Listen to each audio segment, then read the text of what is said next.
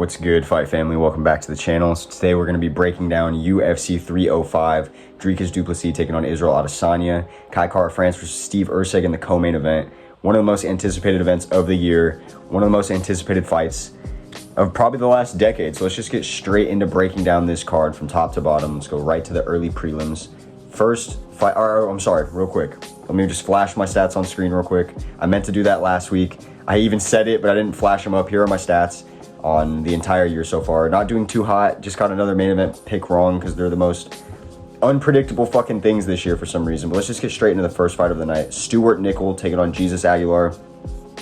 Aside from Jesus Aguilar having decent knockout power and a pretty good chin, I don't rate him at all at flyweight. I think this guy Stuart Nickel, who's 8-0, fighting out of Australia, who has a really solid grappling base, I think he's going to be able to out-wrestle Jesus Aguilar in this fight. I don't think on the feet Stuart Nickel will look too crazy, but I do think the takedown threat will maybe make it so he's landing a couple more hooks or straights than he usually lands. But ultimately, I think Stuart Nickel is going to find Jesus Aguilar pressed up against the cage. He's going to take him down, and he's going to try to ground and pound him, or he's going to choke him out. This guy has like 5 first-round finishes where he just does exactly that. He takes people down, they don't get up. He has really good ground control. He instantly goes for the leg lock or the leg lace. He holds like one wrist firm like Khabib likes to do, and like a lot of them Dagestanis like to do. And he beats the shit out of you with his other hand. So I'm going to trust Stuart Nickel to get this one done and improve to 9-0. Moving on up the card, Song Kenan taking on Ricky Glenn. So for one, I thought Ricky Glenn retired because holy shit, why would you not retire after your last bout? But with Song Kenan, he's continued to impress me. You know, we now know that Rolando Bedoya was not as good as we kind of assumed based on his debut because Song Kenan pieced him up. He even dropped Ian Gary, almost put Ian Gary out, and was going to be the first guy to take Ian's O because, you know, that shit's still not gone for some reason. But yeah, Song Kenan, I rate him. His striking is honestly pretty solid. I wish he wasn't such a one-and-done striker. That's one area where Ricky Glenn could maybe find success, is if he spams his wrestling and keeps pressure on Song, like just keeps in his face, poking a jab maybe. That does seem to wilt Song. He's always looking for like these one-shot counters, but when he lands them, they land clean. He is very technical on the feet. So I'm going to trust Song Kenan to get this one done by TKO. I just don't think Ricky Glenn should be fighting anymore. Then we move on up the card. Tom Nolan taking on Alex Reyes. Bro, Alex Reyes fights way too infrequently for how old he is. I believe this is Dominic Reyes' family member. Correct me if I'm wrong. Maybe he's just a whole other individual. But Alex Reyes is like 37, 38 years old. Tom Nolan is this young, up-and-coming striker who's also giant for lightweight. He's a straight weight bully. So, I mean, yeah, this is an Alex Reyes getting knocked out in the first round, waiting to happen. I mean, we might have something similar to, you know, what happened with Weston Wilson earlier this year. We thought he was a punching bag, and he comes out and gets a first-round submission. Maybe Alex Reyes comes out here and shows he's got that dog in him. I don't think so. I think he's going to get smoked, add to Tom Nolan's highlight reel, and then they're going to cut him. And we move on up the prelims. Jack Jenkins taking on Herbert Burns. Man, I rock with Gilbert so heavy that it surprises me that he has a brother like Herbert that is just such a chud. Honestly, this dude is not going anywhere in his career. I can't believe he has a win over Nate Landwehr. I don't understand Herbert Burns. I trusted him in his last fight thinking that he had been given a layup matchup by the UFC, and he still couldn't get that one done. So I most definitely am not trusting him against Jack Jenkins, who's only lost to Chepe Mariscal after getting, you know, his arm kind of like yanked off in a weird throw while he was holding a whizzer. And Jack Jenkins was looking good in that whole fight prior. So I think Jack Jenkins is going to piece up Herbert Burns on the feet. Herbert would have to try to bring it to the grappling department, and like he doesn't have imposing wrestling like that. At best, they end up on the ground in a weird scramble and Herbert jumps on something. But I don't think Jack Jenkins is going to make that type of mistake. I'm going to trust Jack to get this one done by a TKO. And then we move on up the card. Casey O'Neill taking on Luana Santos. So Luana Santos is the one that they've been trying to push heavy recently. Like, she's the one that's been having interviews with Nina Drama, and I understand why. I mean, goddamn. But she just doesn't look too good. I mean, she has those wins over... You know what, actually? She hasn't looked that bad. Now that I think about it, look, the win over Agapova, not great, obviously. But the win over Egger wasn't as bad. I didn't necessarily expect her to come out there and clearly win that fight. She has a sub and a knockout in her last 3, although it is kind of the cans. Like, Miller and Agapova are the same type of female, in my opinion. They came in with, like, some hype, and they were quickly shown to be straight cans, especially Agapova. Holy shit. I'll never forget her debuting at like a minus, what was it, like 1,100 favorite, something ridiculous, and then losing. Wild. I will trust Luana Santos to get this one done strictly because, you know, Casey O'Neill, I also used to rate her back in the day. I thought her striking was quite good. I thought she was one of the few females that fought with testosterone and tried to get finishes or put damage on her opponent. But now I've learned that she's really just not that good. Look, stylistically, it doesn't really matter when two girls aren't that good. They can match up and one of them can still win dominantly, which is an annoying thing about this sport. I'm going to trust Luana Santos to press the grappling and edge out a unanimous decision. I think she'll drop the third round to Casey O'Neill, but I think the first two rounds... You know what? No, I think she'll win the first round. Casey will win the second round. It'll be one of those types of fights. We go into the third on edge if you're betting on it. If not, this is probably a piss break fight. I'm going to go with Luana Santos. And we move on. Up the card. Josh Coulibaly taking on Ricardo Ramos. This is a hard fight to call. We got Ramos sitting at just barely plus underdog money. I mean, just barely plus money. And I honestly kind of agree with that. What is his last fight? His last fight was, yeah, him getting choked out by Julian Erosa. And then getting choked out by Jordan. Yeah, nah. You know what? Josh Coulibaly. And this man is slick if he gets your back. I mean, I'm sure you guys remember the Melsik Bagdasaryan fight. Slick back take. Immediately wrapped up the choke. And honestly, his striking is quite nice. Like, I just feel like he's very technical. I feel like there's a couple of flaws in Josh Coulibaly's game. A big one is I feel like he doesn't press the action enough, especially when he's down. Like, I feel like he's content to just play that tit-for-tat game, and you need to have some urgency when you're down. But I don't think that'll matter too much against a guy like Ricardo Ramos. I'm going to side with Josh Coulibaly. I think this is honestly a really safe bet as well. If you want to, you know, fluff up a parlay or make a safe little three-legger, Josh Coulibaly is a solid leg for that fight, for that parlay. Damn near even money. I think he should be a higher favorite, and they haven't given it to him. So bet on that if you want to. Then we move on the top of the prelims. Junior Tafa taking on Walter Walker. Walter is sitting at barely the underdog. That's crazy. If Walter gets Junior down, the fight's over. Like, if he gets him down in the first round, it'll just keep happening every round.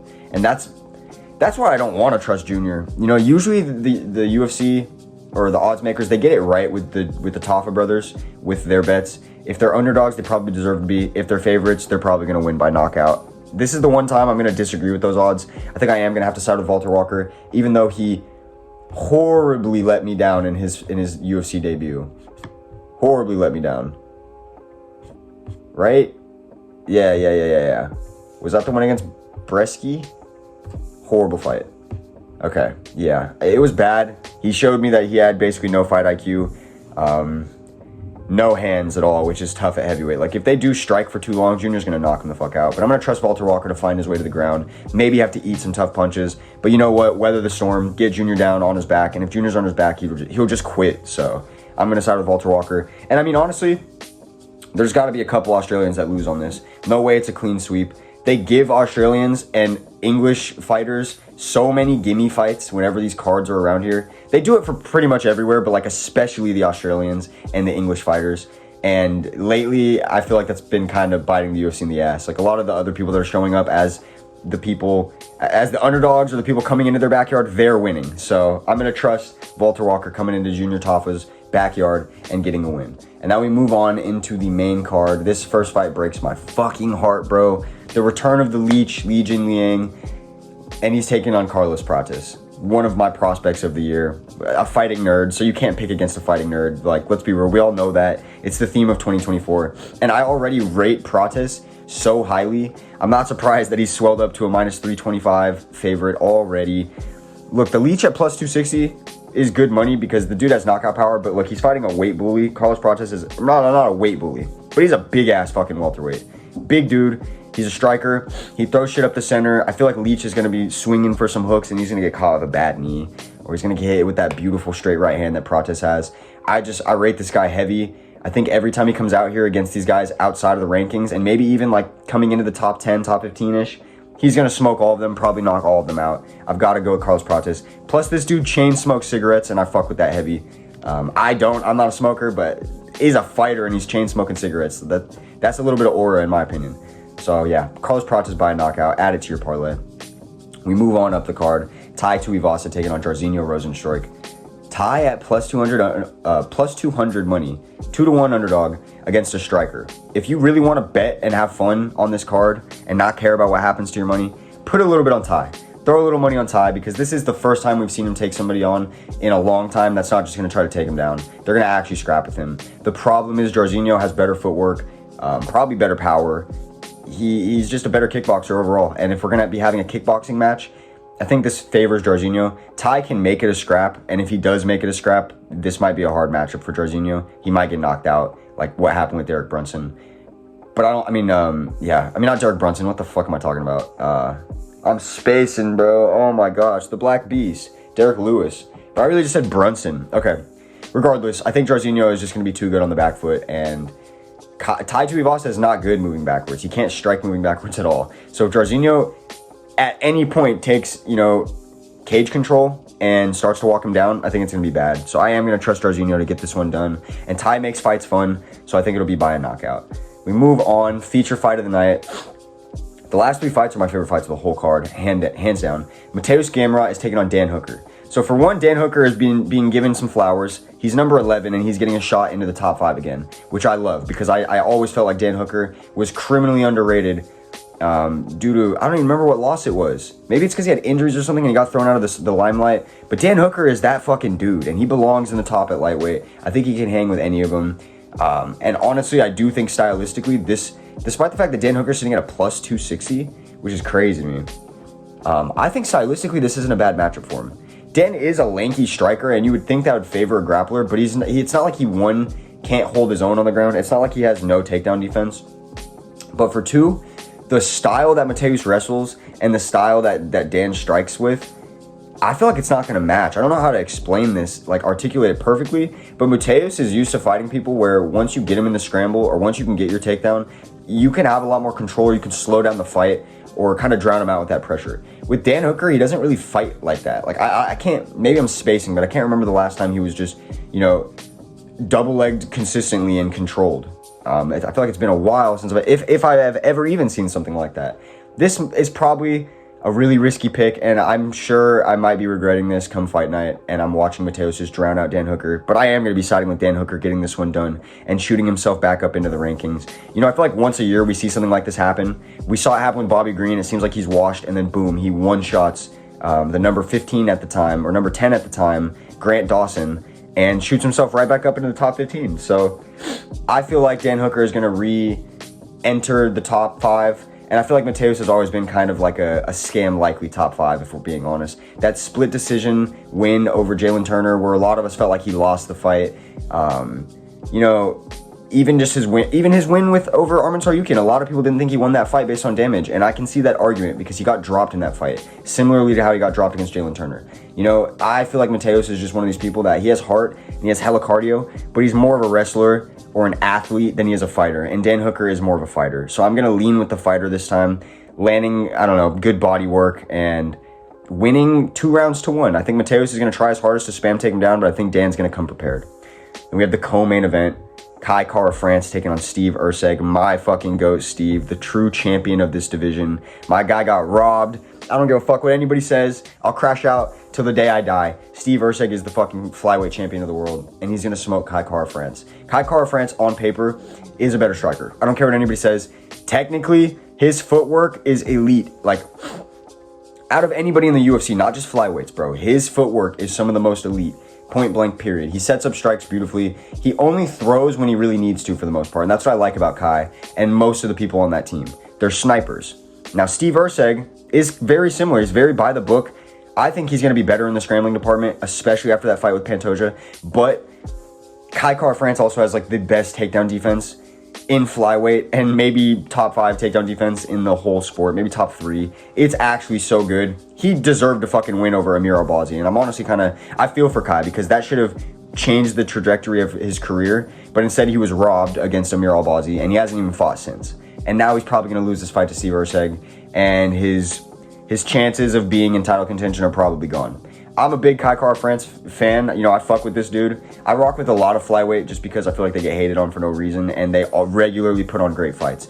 The prelim opener fights that are flyweight male fights typically end up being the best fights of the night. So I am going to trust Steve Erceg to get this one done ultimately, mixing in his striking with his grappling. You know, I'm talking about how Kai's a better striker, he has better footwork, and he has some of the best takedown defense, but I still think that Steve could out-scramble him. I still think Steve can find ways to mix in the grappling and maybe not get him down and hold him there, but at least get him down for a second. And I do think that Steve's going to be landing good shots because of that takedown threat. So I think Steve Erceg gets this one done. If they go to war, I could see somebody getting finished. But you know what? I'm gonna hedge my bet on Steve Erceg and Kai fighting a crazy fight of the night type of war, and Steve Erceg wins it by a split decision and avenges his split decision robbery. And Kai Kara-France will once again have to lose a split decision. And then we move on to the main fight of the night, the fight that we've all been waiting for. Personally, I feel like this fight has even more weight for me in my channel because originally when I came onto the YouTube scene, a lot of people would try to label me as like an Izzy meat rider just because I was combating a bit of what rhetorics were being put out online against Izzy. Because I don't like when fighters in general are just like mass hated on and there's no solid reason, and you can tell that people are just doing it for clicks and because it's popular. I'm not about that. I think that shit's corny. At the same time though, I am an Israel Adesanya fan, and even before I ever made videos, even before I was ever like, you know, super involved in the sport, I've always just been attracted to greatness in athletes. You know, I'm a huge fan of Muhammad Ali. I'm a huge fan of Mike Tyson.